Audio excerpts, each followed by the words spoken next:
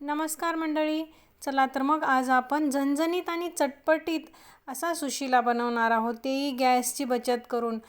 आज आपण गॅसचा वापर न करता सुशिला बनवणार आहोत. मी मुरमुरे घेतलेले आहेत, ते स्वच्छ धुवून अगोदर गाळून घेतलेले आहेत आणि आता नंतर स्वच्छ धुवून घेतलेले आहेत. गाळणीमध्ये धुवून घ्यायचे, नाहीतर ते अगदी म्हणजे खूपच सॉफ्ट असे होऊन जातात. अशा प्रकारे धुवून घ्यायचे आहेत आपल्याला. मी धुवून बाजूला काढून ठेवते. सध्या सगळीकडे गॅसचं शॉर्टेज सुरू आहे. मी पण इंडक्शन मागवलेलं आहे. चला तर मग आजची रेसिपी आपण इंडक्शनवर बनवूया. म्हटलं चला आपण सुद्धा गॅसची बचत केली पाहिजे. आणि इंडक्शनवर आता इकडे कसं शहरामध्ये चुलीचा ऑप्शन हा नसतो, त्यामुळे हे असे ऑप्शन शोधावे लागतात. म्हणून मी इंडक्शन घेतलेलं आहे. कढई गरम झालेली आहे, त्यात तेल टाकून घेतले 2 चमचे.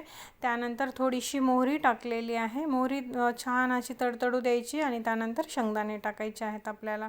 थोडंसं लसूण घ्यायचं आहे आणि त्यानंतर हिरवी मिरची टाकलेली आहे. तुम्हाला म्हणजे जशी आवडेल तशी तिखट वगैरे त्याप्रमाणे. मी 3 हिरव्या मिरच्या घेतलेल्या आहेत आणि मीडियम साईजचा कांदा घेतलेला आहे. ते व्यवस्थित आता आपण परतून घेऊया. आणि आता त्यामध्ये वाटाणे टाकलेले आहेत. हे फ्रेश वाटाणे आहेत.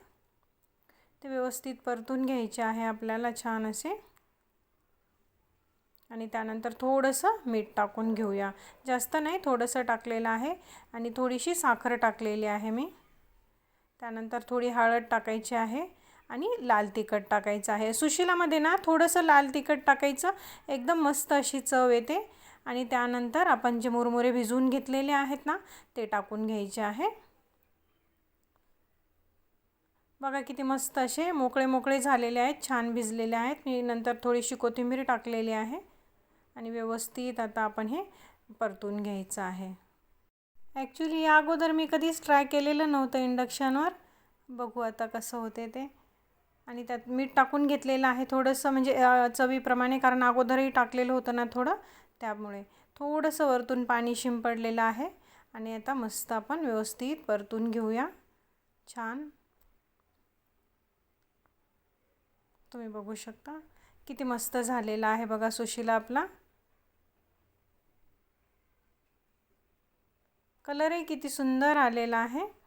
त्यानंतर परत थोडीशी कोथिंबीर टाकून घ्यायची आणि त्यानंतर लिंबू पिळून घ्यायचं आहे.